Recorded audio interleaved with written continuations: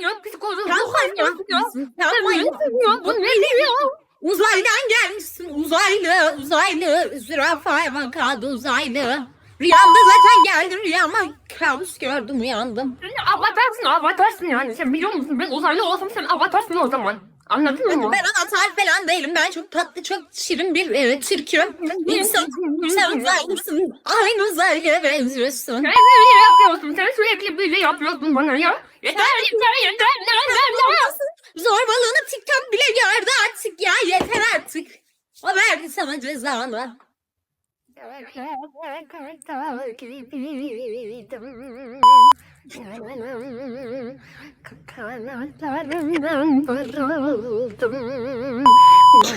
Anne beni anlayan yok, anlatamaz, sallayan yok, gelelim bu akşam uyurum, beni kimse tutamaz, sen beni tutamaz, şükriye, şükriye, emma, şükriye, emma.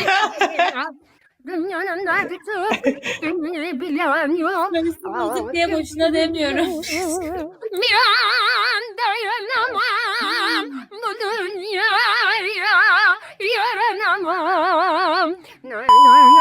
Eva sesin normale döndü. Efekt gitti efekt. Efekt gitti şu an. Gerçekten. Evet.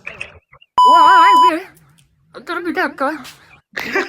Ne rezil olacağımı bilmiyordum. Rezil oldum. Bir dakika durun. Bir dur. 2 saattir kendi sesinde şarkı söylüyorsun Eva.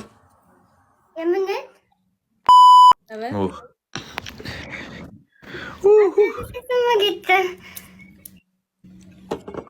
Eva sen neden bu kadar dolandırıcısın? Kendi sesini kullansana.